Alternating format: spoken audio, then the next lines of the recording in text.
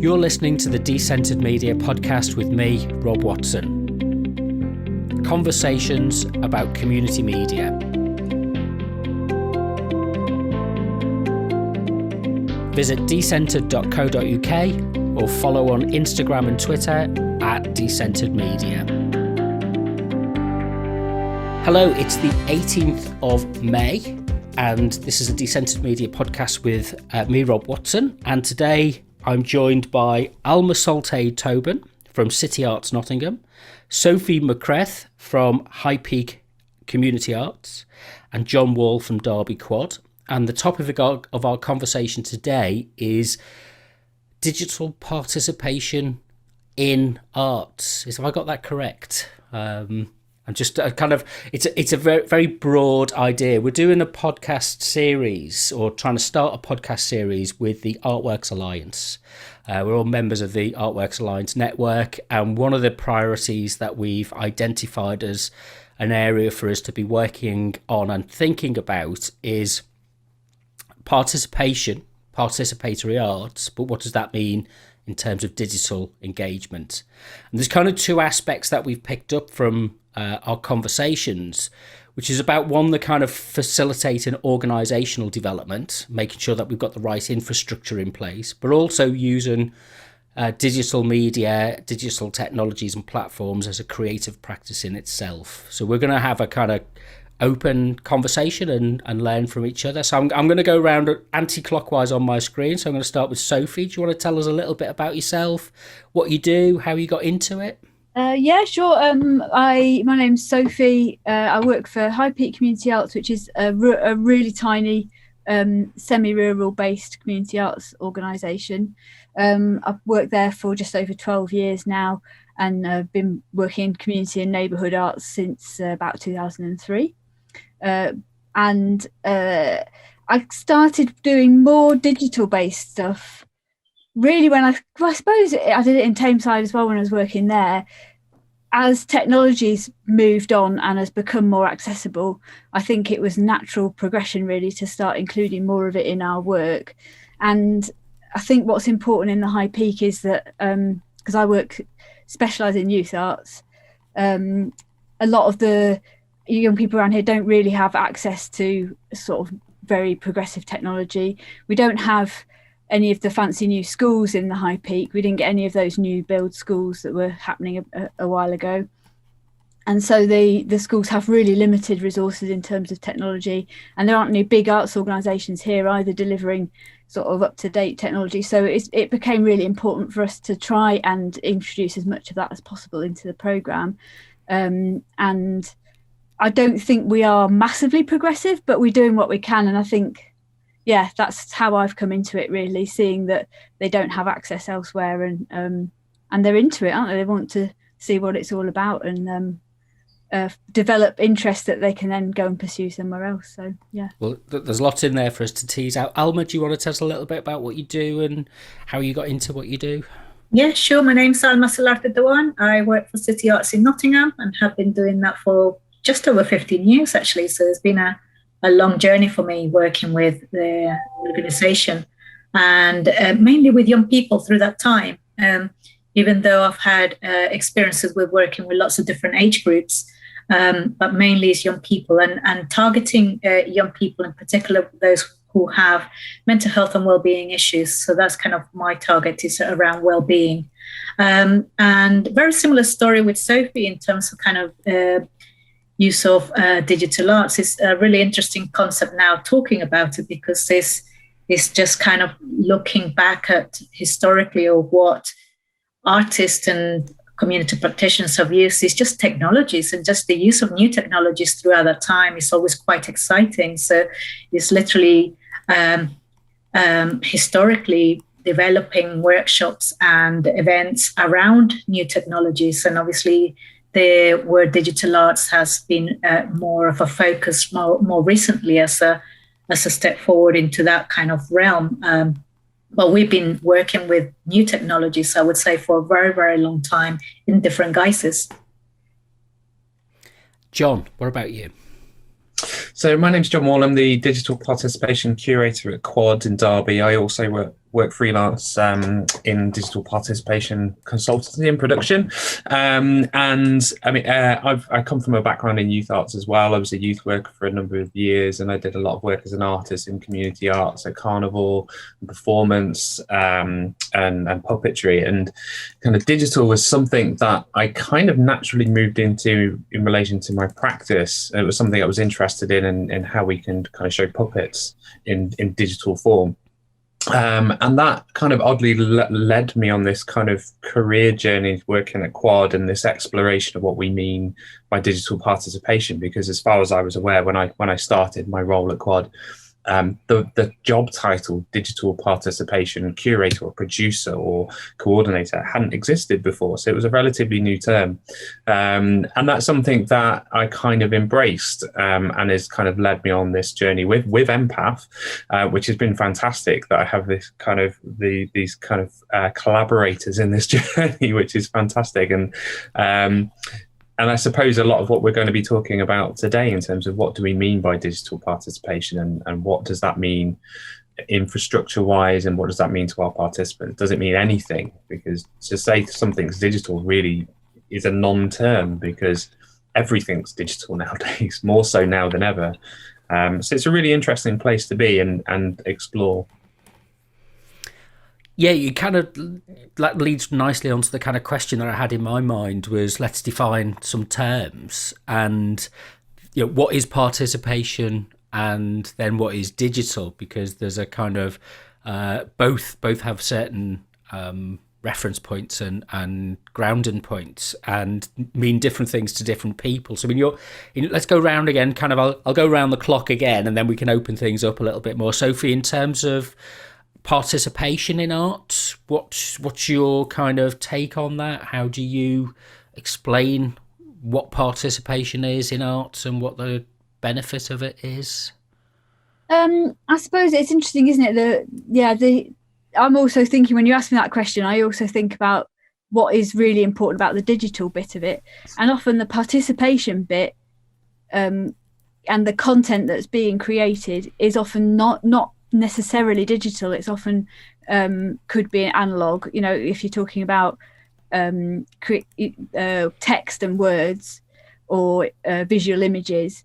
They don't have to be digital, do they? They still exist in their own right as a non-digital thing, and so in terms of participation, those are like the little seed ideas, aren't they? They're the seeds that your participants have in themselves, that through your project they'll be able to plant and grow into. And then the digital side of it is the tool that they're going to use to grow that seed. And so there's always an interplay between, is it really digital or is it not? And I suppose there's always particularly if you're in a group situation, you're not just teaching one other person. You've got to have a bit of a choice, because not everybody is as comfortable with the digital as the next person, and they've got to be able to participate on an equal footing, haven't they? And to have that, be able to approach it from their own position. So yeah, that's to me the value of participation, is that they can find an aspect of it that fits what they need. So it's led and centered on the person who isn't digital. We are not digital beings, are we? Not yet. Yeah. And you know, it's we have to always remember that participation is that human point of contact. Yeah, the meaning of it. Digital is just zeros and ones, isn't it? And we give it the meaning. So Alma, that meaningful engagement, what is that for you about participative arts? I think that's a really interesting thing. And following from Sophie, I would say that, especially having delivered so many projects through the years and getting feedback from young people themselves about their experiences and how they feel they felt throughout the project, I think process is really important. The process of the activity is the overall arching high point for the young people in particular, is actually how they move from point A to B during the project, and in sense of like meeting new friends, confidence building, learning new skills, teamwork, all those kind of processes that are really valued in any kind of participation arts workshops in particular. The outcome obviously is the bonus, what you contribute at the end, the actual end product, as it were, is almost kind of secondary when it comes to, some workshops, not saying all, because some obviously different workshops have different outcomes, but most, particularly the workshops I deliver, tend to be that way, that the process is more important because we're trying to get them from journey A to B. But equally, the other workshops and events that actually onus is on the end product. The actual product itself is the outcome. Young people still benefit from that, regardless what art activity they're using. So equally, like Sophie was saying, it doesn't matter the starting point. Digital is just a bonus, something added, additional to the process. So the fact that we're using digital now, it has changed through the years that I've been involved in this work, but it's really interesting now seeing young people being more and more intrigued by analog forms of art forms. So that, the fact that they want to go to, when I do questionnaires of what would you like to do, a lot of the time, particularly in the last few years, it's arts and crafts, watercolors, oil paintings, making sculptures, molding things, hand-based stuff that you touch and you feel. So it's that really interesting fact around technology and digital, that it doesn't necessarily deal with all the senses. And I think that's, as humans, we kind of lose in touch with that. A lot of digital stuff relies on visuals and maybe hearing, but not necessarily on taste, touch, and so forth. So I think a lot of the things I'm seeing in particular is they want to kind of have that, attachment to response to something immediate, which is painting onto something, drawing onto something, creation. And if it's digital, then that's the extra. That's the kind of like icing on the cake, as it were. That tangible experience that is still a physical experience. We have that relationship with the objects that we're immersed in the world. John, in terms of, before we get into thinking about the digital, because I want to break down what it means about being digital in a bit more detail, because I think there's a kind of general sweep, isn't there, that we say what digital is, and actually it can be much more and it needs breaking down more carefully, I think. But in terms of that, you were talking about your experience with using puppets, that and making that transition to doing that in a digital environment. But prior to that, the tangibility of the physical objects. What did you learn from that in your about participation and engagement direct? That's a really interesting question, and one kind of area I wasn't expecting to talk about. So it's really interesting. I think the main thing from the puppet work and the kind of its work that I did also with City Arts as well, and Alma could probably kind of agree here, is the with puppets, even small puppets or even big puppets, we've worked with some really big puppets, it's all about collaboration, it's all about teamwork, it's all about kind of practice and really looking at the process of something as simple as moving. One person operating a head and holding a body and different arms, it's all about collaboration. And I think that lends really well to participation. It's collaboration both ways between either kind of community organizations and venues and participants and vice versa. There's a lot of kind of talk about tokenistic participation, and that's usually when kind of participants are brought in to be noted as they attended or kind of just given their opinion, but nothing's really taken from that. So yeah, that's a really interesting connection that you've made there, Rob, that I hadn't kind of thought of before. It's about that collaboration and that kind of being together and the cohabitation of working together at the same time. As we think of examples, let's kind of pull, anything from our past experience is going to be useful. And, that's the good thing about, doing this process of podcasts, I suppose, is that it allows you to make those connections and kind of run with ideas. We're not having a conversation that we know what the answer is. We're kind of pool on our experience to figure out what might be a set of useful questions for the next stage of our development. Let's break down this idea of digital, though, because there's always a couple of things that kind of go off in my head about what we mean by digital. And one of the things at the moment that I think a lot of people are a lot of organizations, oh, well, we'll do it on Zoom. And that seems to be their digital engagement practice, and the level of sophistication. I'll give you an example. I've supported some projects and some groups with doing digital events and using Zoom to talk to people internationally. It's been amazing. I've been able to talk with different people from around the world, going from conversations in Malaysia to Finland, literally within 20 minutes of each other. It's just an amazing technology that we've now got. But that doesn't, people think some of the people I'm working with really nicely think I'm a wizard with this technology. It's all built in. I've got nothing to do with the algorithm. I've got nothing to do with the platform and the networks. I just press go, as anybody else can press go on a Zoom call. And there's a kind of disconnection between what we're given as a kind of and don't get me wrong, it's a really amazing platform that brings us together. But there's a whole infrastructure underneath it, and a kind of model of thinking and design and learning that goes on, which isn't available to us necessarily in the way it's presented as a consumer product.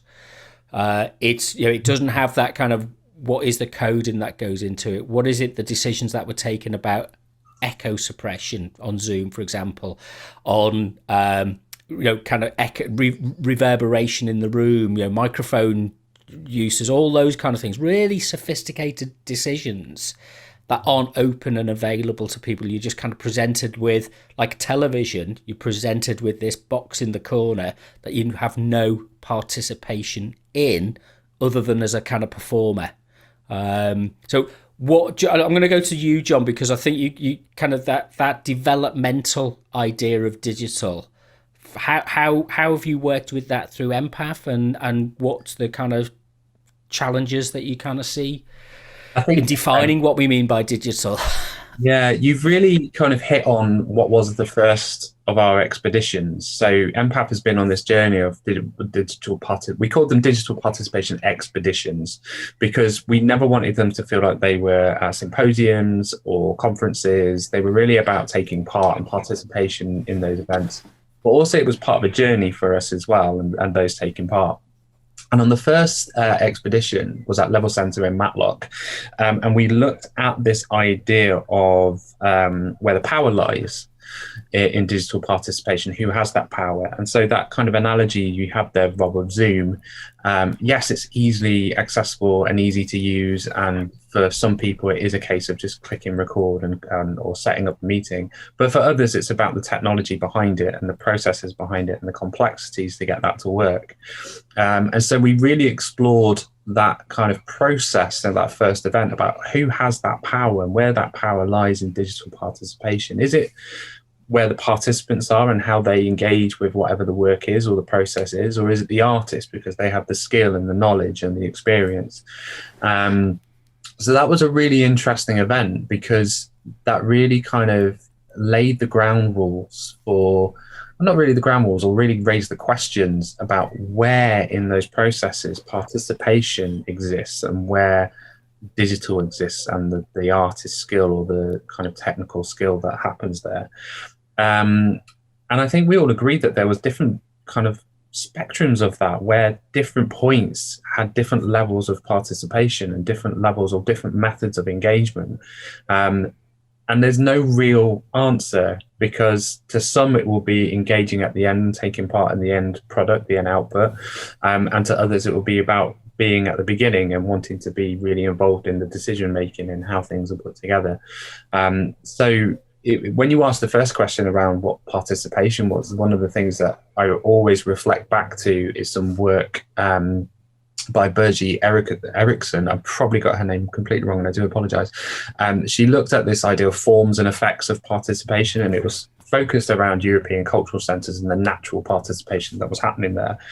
But they broke it down to different forms and then different effects that those forms were putting out. So kind of collaboration, cohabitation, co-decisioning, but the effects are about learning and togetherness and social inclusion. And And that's one of the things that's really interesting is digital participation has these many forms, and it will have these many effects that come out of it. But none of them are, I suppose, dissimilar from traditional art forms. I think there's just this illusion that there's more complexity, but there is also this illusion of choice where the input is from participation perspective. Sophie, have you dealt with that in practice? That I love that phrase, illusion of complexity.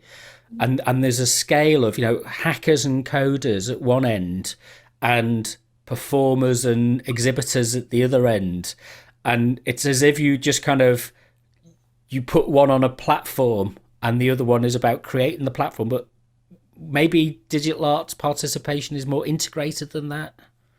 Yeah, I think when I was listening to John, I remembered where I was at the beginning of that expedition and the things that were frustrating me in my practice at that time.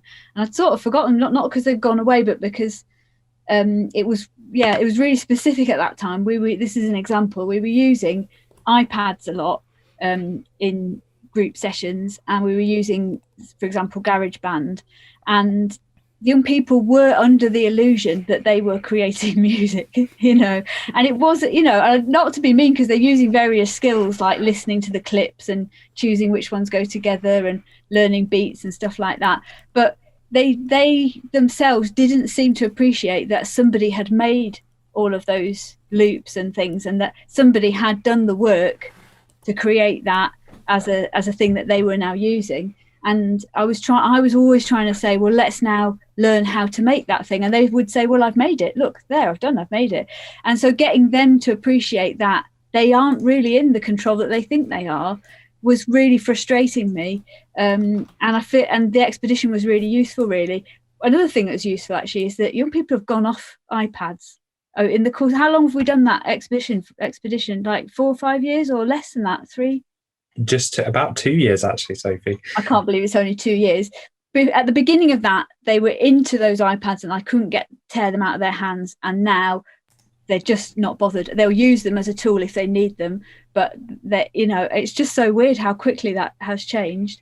And it's true in a lot of the things we do. Like, we have a filmmaking club where, yes, you can use things that are preset, and you can create things where you're just filming to camera and do a basic edit, but also you can then start to get more involved in the edit. You can work out how to do the effects. You can get to understand how the green screen really works. And, you can take people through a process where they do it quickly at the beginning and then they gradually increase their skills. And they get to the point where what they're making is truly an original piece of content, rather than, using bits of content that someone else has made. And hopefully they understand that they weren't really doing it at the beginning. Yeah, I can't remember who's coined the phrase, but it was one that I used to use a lot with kind of teaching media, was the producerly, and one of the affordances of consumer digital applications and platforms is that they give you the illusion, we've used this word, the illusion of being a producer, when in actual fact it's sophisticated, it does it very well for you, and you don't and it makes it more accessible because you've got skills that available to you to edit sophisticated video and tell stories at the push of a button, and it does it to a very high standard. But it is this illusion of the producerly. Or are we hooked up on an idea which actually relates back to a former analog age where everything had to be hard work? It's kind of, Alma, in terms of how do you bridge that with young people to, kind of that gap between our expectations of what the producerly is, and it might be tied up with issues of, I suppose, assumptions about cultural value and work ethics and things like that, and this convenience on hand, press the button, turn it out kind of culture of online engagement, which very, as you say, kind of prioritizes novelty, but moves on from it very quickly and becomes blasé in people's minds. And once the newness of it is got past, people go, oh well, that was yesterday. TikTok will be the next thing that'll be forgotten about. It's how do we deal with that? The the way I've always kind of dealt with it, they're just tools at the end of the day, just like a simple paintbrushes and you know, everything else. They are just tools. They are what they are.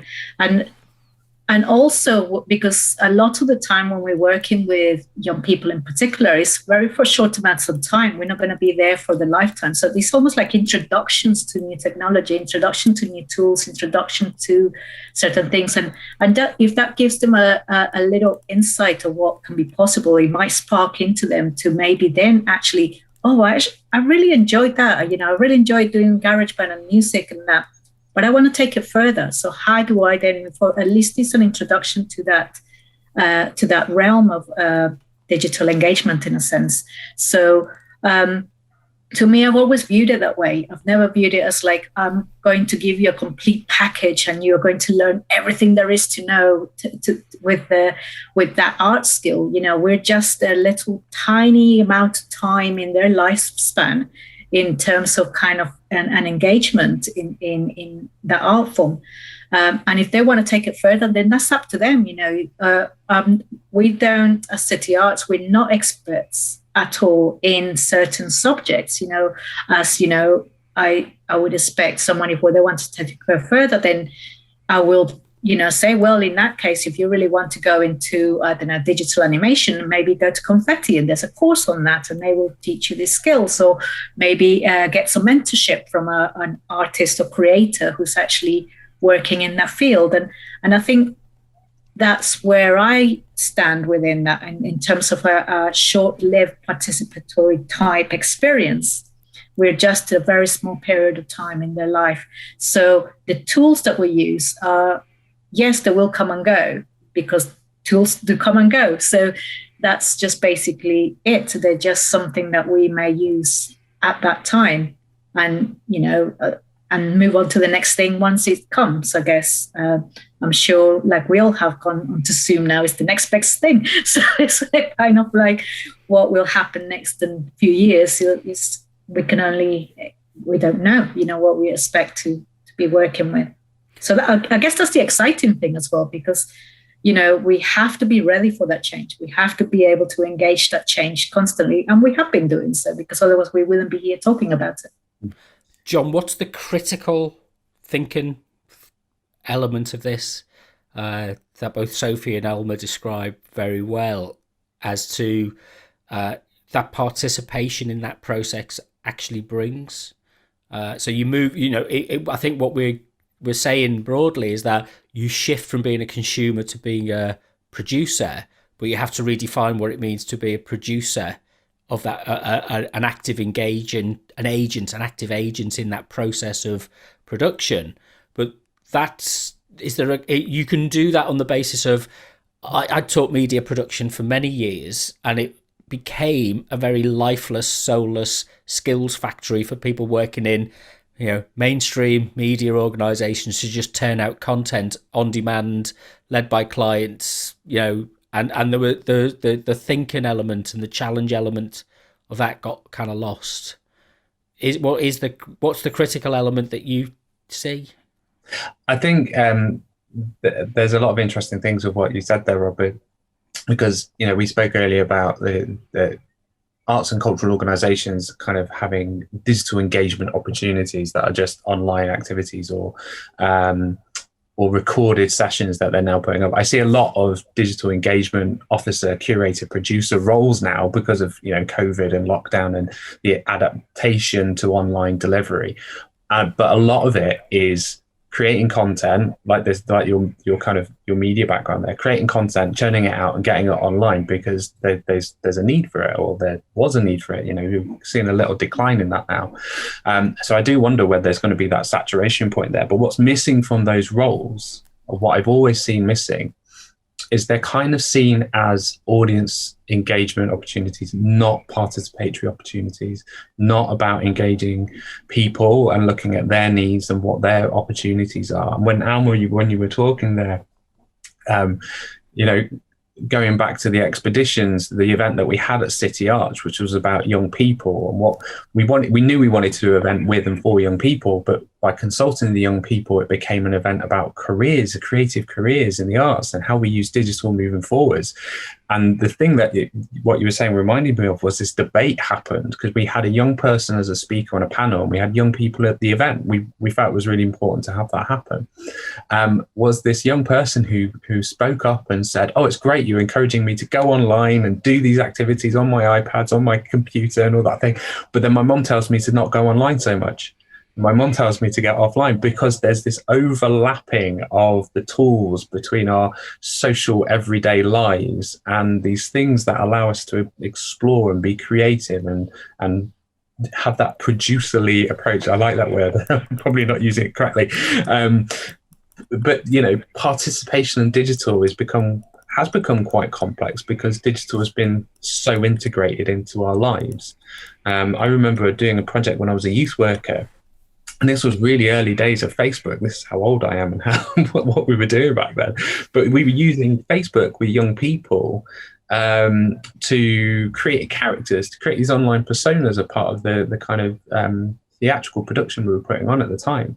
And so we were using a social tool to engage or explore character development through digital. So it's really interesting, this kind of overlapping and the complexity of where digital and social engagement, which is, I think, kind of where we all shine in social engagement and arts and culture through participation, are kind of overlapped and complex.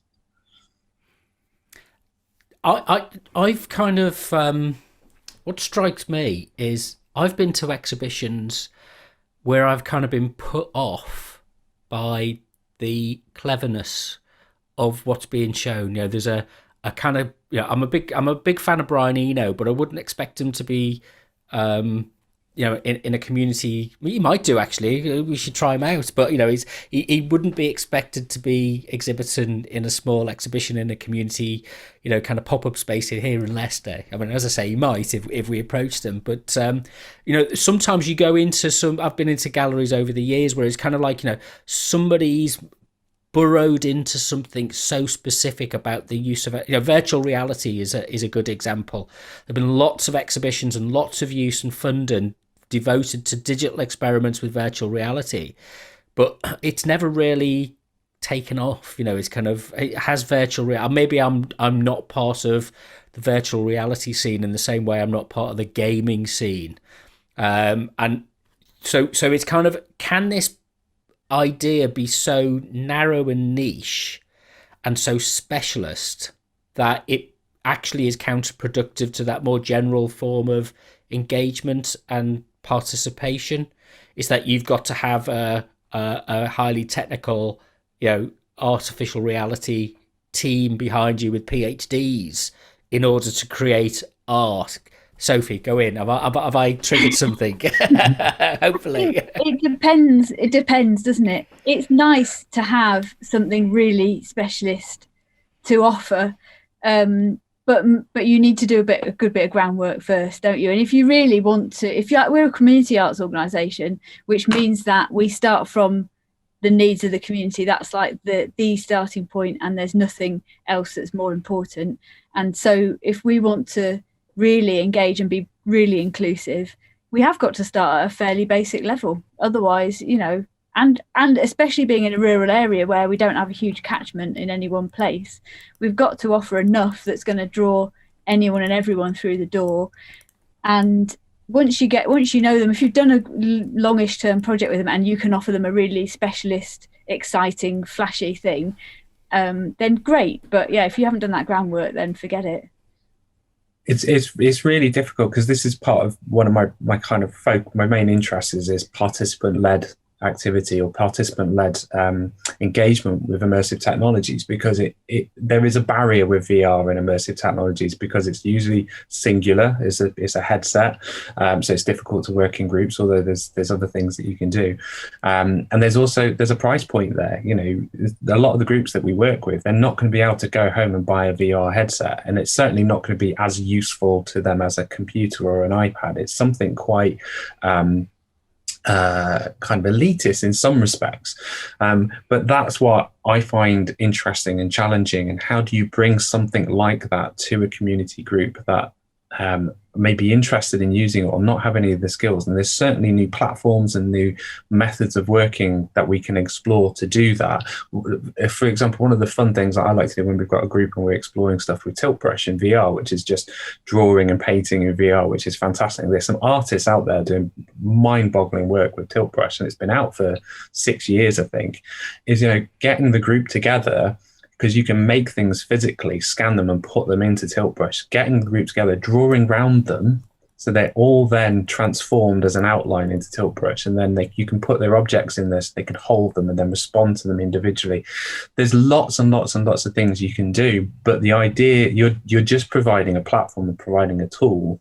The ideas have to come from the participants, and sometimes it's about kind of showing them what it's capable of, for them to draw that out. Tilt brush, again, one of the first things anyone will do with tilt brush is just start going through the paint brushes and scribbling. You'll have rainbows being scribbled and stars being scribbled, because it needs facilitation. It needs participatory practice and kind of ideas and how to engage with that tool the same way you would use kind of more traditional school. It's about that participatory practice and probably less about the tool itself, although it is great to have something really flashy as an output for young people and older people, and that sense of I did that, even if it is that illusion of how much they've been involved in that process. Alma, there's a kind of I suppose this mirrors and is general in the kind of general arts world. There's very specialist top end artists who kind of well known, internationally exhibited, and do very specialist work. And then there's a level underneath which is kind of mid engagement, and then there's community engagement. I wouldn't like to hierarchize it. I know which element I'm in support of. How do we kind of maintain that link and relationship about a kind of, sometimes we describe those kind of cutting edge, approaches to creative development using technology, but then that filters through, or does it, is it a groundswell back up? What do you think the kind of future relationship between those two things might be?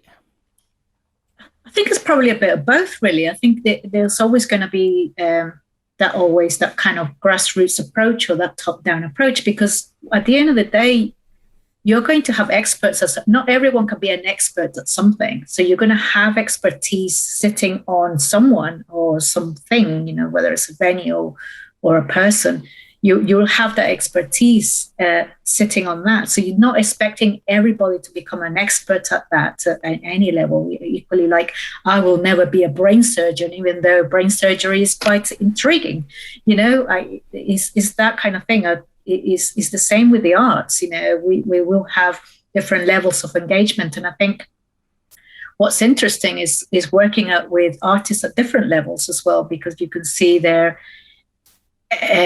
experiment in different ways. Their approaches are very different, and so forth. And what we is really, really hard to find a facilitator, let's call them, as an artist and facilitator, because they are one of a kind in a sense. That someone who can engage people is very different to someone who's an artist and really a high caliber, who may not have the skills to actually engage the groups that we work with.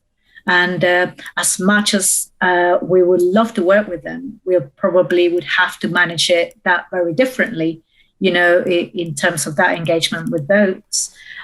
So it is, yes, it's finding a balance and finding what suits the communities and what suits the artist, and how do they come together in that realm of participation. But I think from my approach personally, I do prefer having the voice of the participants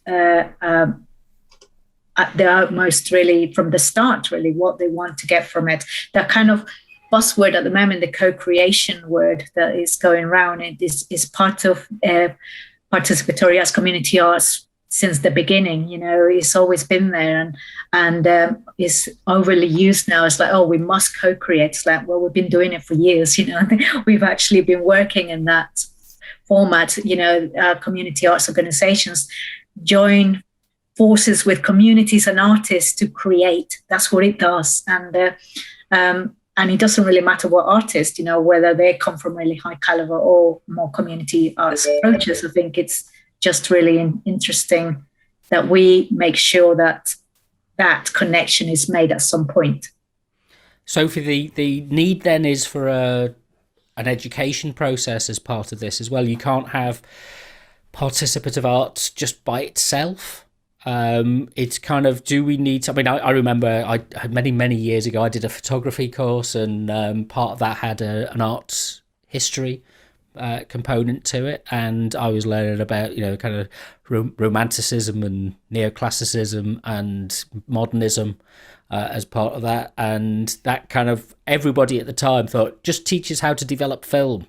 You know, we were young, and actually that was probably one of the most important components of the course. But our arts education is, you know, it's the place for big museums, you know, going to see a Picasso or a Monet or a Turner is great. We need to understand them, but there's no participation in that. You know, in the digital realm, we've got the opportunity to maybe blend that more and interact with it more?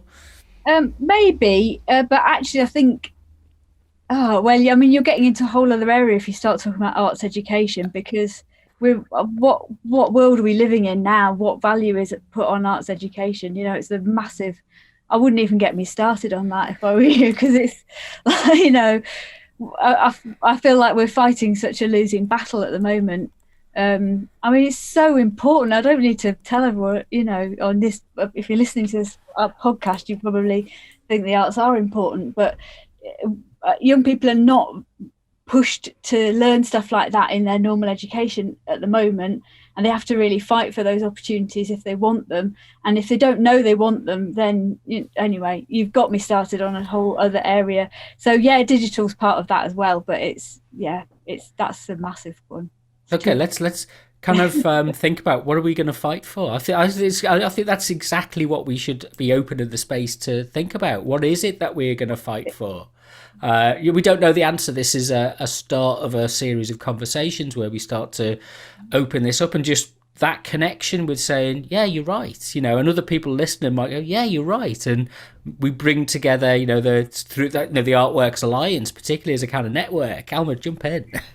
I think that's a really interesting point, because I think I wonder, and obviously without doing more research behind this, I wonder this is the reason why young people are wanting to do more arts and crafts-based activity with us, because they may not have it in the educational settings. They're not having the experiences that I had as definitely in school, where arts wasn't, you know, it wasn't greatly done, but that's my experience. I'm not saying that the education system was bad at the time. Maybe it was, I don't know. But, you know, the fact that I was able to draw and paint and make, and that I had those experiences. And I wonder if that's the reason why young people are craving those, because they don't have them as often. And, you know, even if it's making music or drama or you know, the kind of arts as a whole, they're having less time spent in their educational lifespan with those classes and experiences. So I wonder if that's why there's a drive to actually, can I just paint? Can I just sculpt? You know, because of that. I don't know, without going further into research and finding that out. John? So I think for me, it's less about education and more about creative thinking. And it goes back to that thing that Alma said about process. Really looking at why something is and how we get from this point to this point to this point, without going, how do we get to the end? It's what's the process there? And I'm always really keen to explore a kind of, it's usually used in game terms, but pipelines. What feeds into that process? What feeds into that project and pulls things together? And could it be that you're using this app on an iPad, or do you do this with a computer, or this in a VR headset? But it's all about the bringing those different things together and creating something. And it could start with pen and paper and go in different ways. And that's where co-creation and collaboration really work for me in participation. It's about adapting and looking to see what else you can bring to the table. So I think it's really important, and I think that's where our role is played in arts and culture. It's about creative thinking more than education. Even though we do work with education institutions, schools, we work, at Quad we have different programs, different age groups in terms of learning and engagement. But I do think it's that creative thinking, that ability for us to take a step back from you must learn this to be tested on this, and go, let's just see what happens and really interrogate a process. And that's where I think participation is important, and digital has a role to play in that. Yeah, just to jump back in on that, I think that there's a role for education in what we do in community arts, but maybe it's further down the line. So you develop a relationship first, and you work out what an individual need or demand or appetite is for a certain area, and then you can tailor that education to that need, and it comes from them rather than from us saying, oh, we think you need to know this, and that works for digital as much as for anything, really. Go on, Alma, jump in. No, I was just going to echo that. Really, it is that process of thinking, because I think that's one thing is missing in education, is that education is really it's a formula. There is you timetabled into certain criteria, and we're very lucky in our line of work that we're not timetabled. We are very responsive to the needs. And I was going to say something around creative thinking. I think is something that we really have to. I think we forget how important that is with young people, and especially that in any kind of work field, doesn't matter where you go, you do need creative thinkers, and that's something that the workforce are looking for. Is actually people who are creative thinkers, and I think. It's important for us to kind of be aware of that that's something that we should be telling our young people. In obviously they may not understand what a creative thinker is, but we have to be able to say, this will allow you to do this, and in a kind of way that they understand it. Creative thinking is such a difficult thing to also talk about, because we don't know what it is. In that sense, it's really hard to describe what that is. What makes you a creative thinker? And there's sometimes a mystique about it, isn't there, where it gets kind of put on a pedestal that only certain people are creative thinkers and that other people are process thinkers, if you like. And there's a kind of hierarchy of the differences. But I think one of the things about digital engagement is actually a combining of the two. To be able to suggest that control and management of the process is part of the creative aspect. Inspiration. I think it was Einstein who said, intuition is overlooked in most of Western thinking now, and yet intuition and inspiration are kind of the places where great thinkers kind of suddenly wake up and have those moments where they say, I dreamt this, and it's kind of, it comes from somewhere in our unconscious rather than being through our thought process. And the same, when you start to unpick the creative process, you realize that a lot of people who are lauded as being highly creative have a very formulaic process. I'm kind of, Picasso would paint 30 or 40 pictures and then choose one of them out of that range of pictures to exhibit. And then, and people tend to think that it's just, you just paint one picture. The common view is that inspiration just strikes somebody and there we go, they've got this fully formed picture. But it goes back to this idea that unpicking and making the process transparent, whether it's digital or physical or analog, but there is a process there that most people tend to follow. And trusting that process is kind of what's important. How do you think we'll be able to use this, start to think about these ideas? And there's probably lots of people out there who are well down this path further than me. I'm professing my ignorance. I'm running up against kind of the boundaries of what I know at the moment. But how do you think this is going to be useful for the future, for dealing with some of the problems that we are facing. Kind of young people have artificial intelligence in the workplace that might replace many jobs. We've got climate change. We've got Carmageddon. Kind of all sorts of kind of factors. What can we do? Is there a benefit from this, that we can use it as a way of kind of tackling or shifting people's perceptions about some of our problems? Does that participative engagement teach us something valuable and useful for dealing with other aspects of our social life? Just an easy question to answer there. It's like maybe we'll spend the rest of our lives thinking about it. I think it kind of stems down to arts in general, that ability to see beyond the world around you and to see more than what's there, and just to repeat the creative thinking. The AI in the workforce is a really good example, because if AI does replace 80, 90, however many % of the workforce, what are people going to do? So they're going to have to kind of use their brains to be creative and explore and experiment again. And I think there's this interesting concept that no one person in the world knows how to make a digital thing. It's different processes, different people, different factory kind of involvement. And so we're going to need people to think creatively and think how to do things creatively and have the opportunity to explore that. So I'm actually quite excited about AI robots in the workforce, and maybe we have some kind of social monetary system that allows people to be creative again, because the innovators, the artists, the creative thinkers of the past tended to be more well off, because they came from well off backgrounds, and therefore they have the time to think and create, innovate, have those kind of moments of inspiration.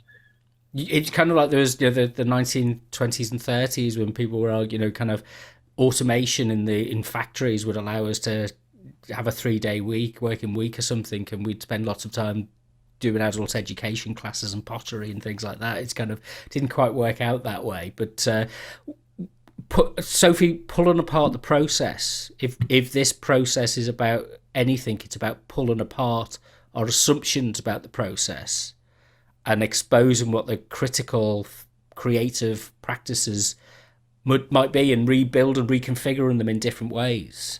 How do you factor that into what you do in terms of the engagement approaches that you take? Well, in terms of digital, I suppose, like we've got the full range of tools in media, haven't we? All the stuff that's traditional, and then all the new stuff. And I suppose the important thing is to think what can you do with digital that you can't do some other way, and it is a good way of enabling people's imagination, isn't it? Because there are all sorts of fantasy directions that you can enact through digital forms that you couldn't through, acting a play on a stage or painting a picture or whatever. That kind of, letting your imagination really run riot, and us not having to say to a young person, well, that's lovely, but we just can't create a fountain of fire in the middle of the room or whatever, because maybe we can, so that's the process, isn't it? It's mediation between what the fantasy idea that your participant might have, and actually how are we going to create that. And if I don't know already how to do it, then it's a learning thing for both people, isn't it? And you can use a bit of a social pedagogy model of sort of saying, well, I don't know, but let's do a bit of research and see if we can learn together. They can see then that it's not simple, that it's not something that you just sort of pull a rabbit out of a hat and it's done, So that's another process, isn't it? Element where you're trying to problem solve and use your creativity, and they see you actively using your creativity to try and work out how you're going to create a time traveling whatever thing. Alma, how do you facilitate that process? That's really interesting as well. I have really interesting conversations with young people. Usually when I kind of do the consultation about what they want, what I say to them, right, is like, you have £1 billion to spend on this project. Let's think about what you can do with this project. And that's when the kind of really great ideas come out. We can do this. We can fly helicopters, and then we can land here, and then we can work with this, and we can do that, and we can, anyway, they come up with some fantastic, it's like, okay, now to the real world, what can we actually do with your ideas, but how can we make them a reality? Okay, and that's the kind of process of thinking that sometimes they're not allowed to dream big. And, the fact that, equally echoing what Sophie's saying, is that I don't know how we do, but maybe there's a journey that we can all go together to find out how we can do that. Okay, we can't fly a helicopter, but perhaps we can get on a bus to get there. So is that kind of thinking in terms, and that comes with technology as well, okay, we may not be able to have all VR headsets, and but maybe we can have one, and maybe we can get an artist to show us how to use it. Does that make sense? It's that kind of process of thinking, and a way of kind of communicating realistic outcomes, but not forgetting to dream big. So it's that kind of balance between them. And I think with that kind of talk about, robots taking over the world, or the changing aspects of what we're having, that's all.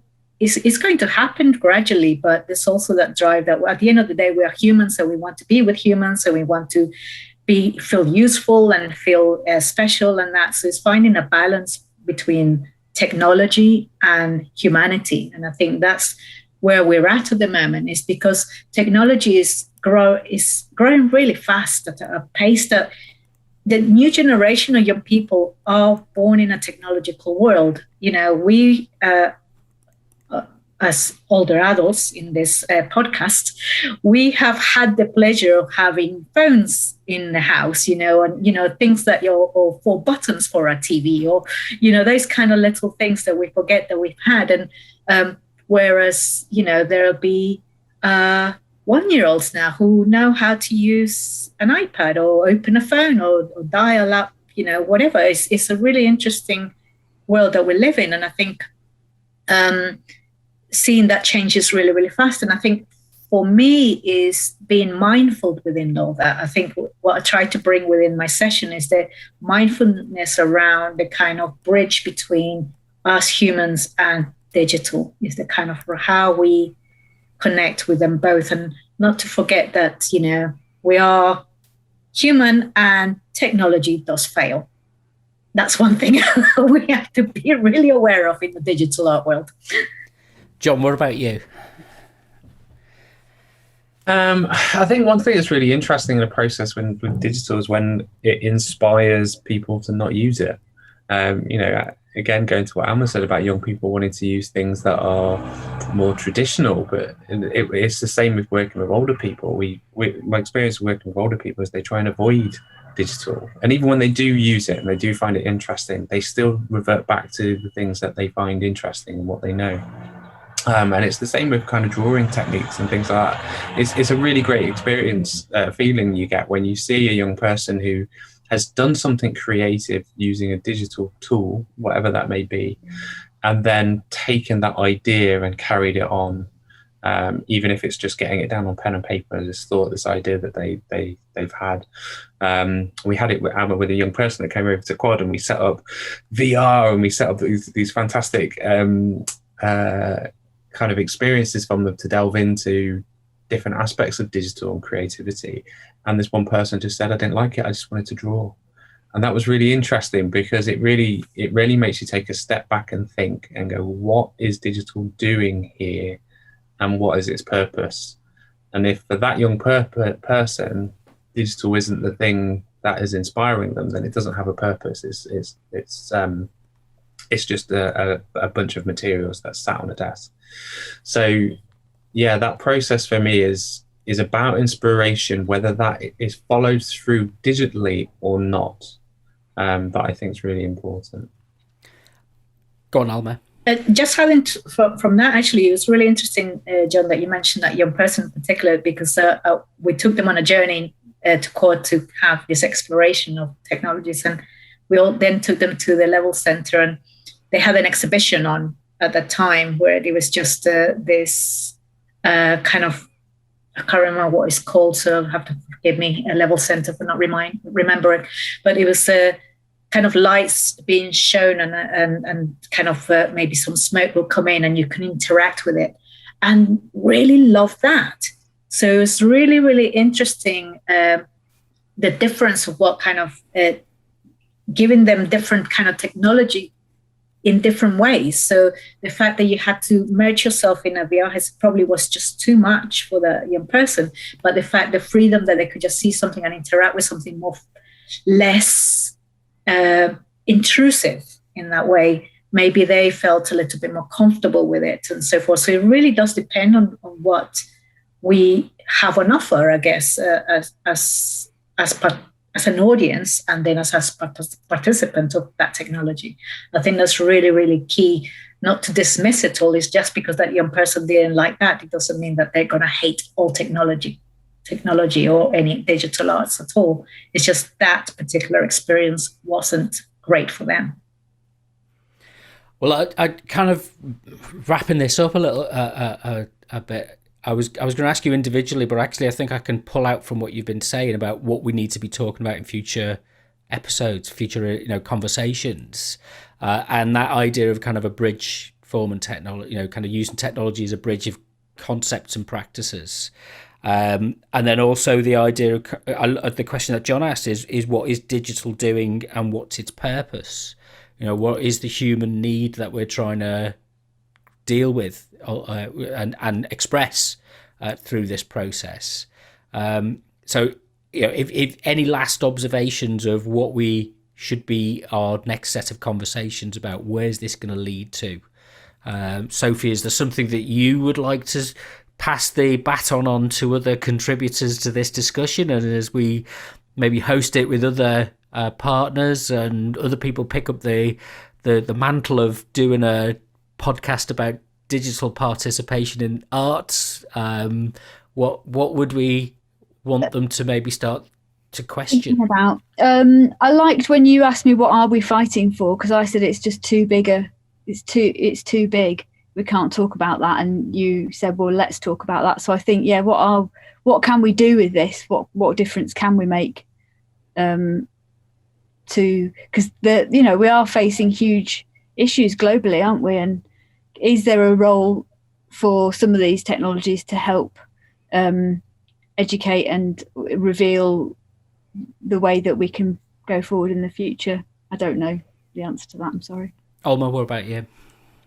I think that's very similar. I think it's what can we use? What have we learned from this time as well? Because obviously we are living in a really, really interesting times of pandemic, but in a pandemic where technology is at our fingertips. We're able to do this podcast on Zoom and so forth, and podcasts are a thing as well. So it's like it's those tools that are available.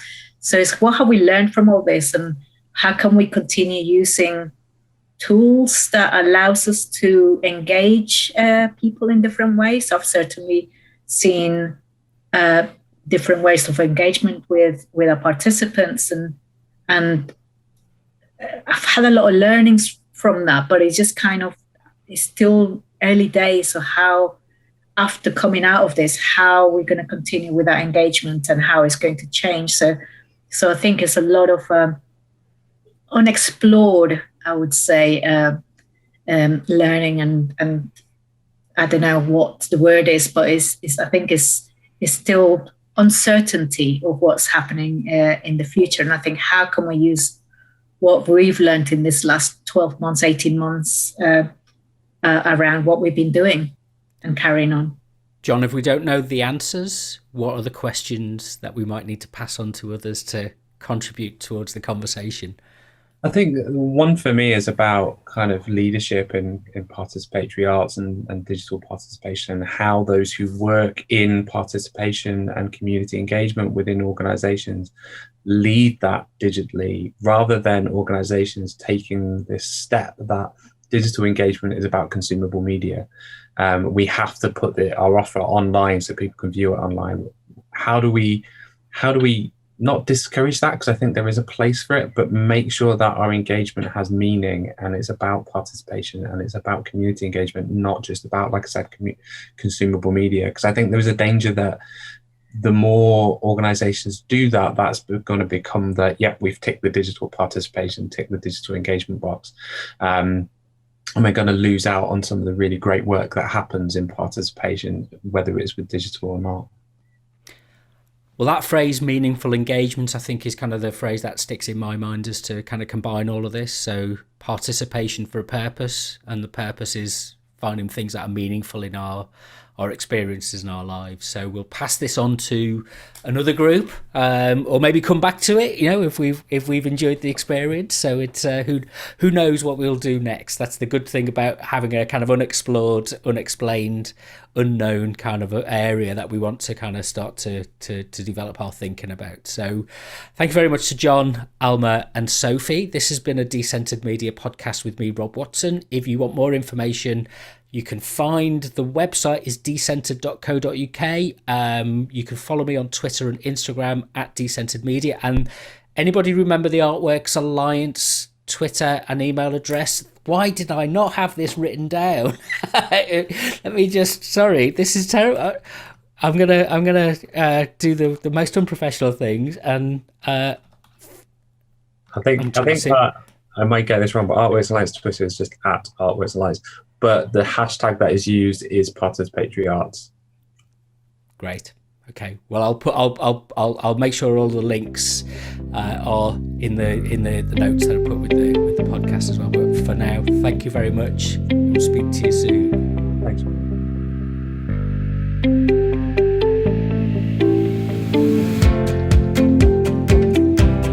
You've been listening to the Decentered Media podcast with me, Rob Watson.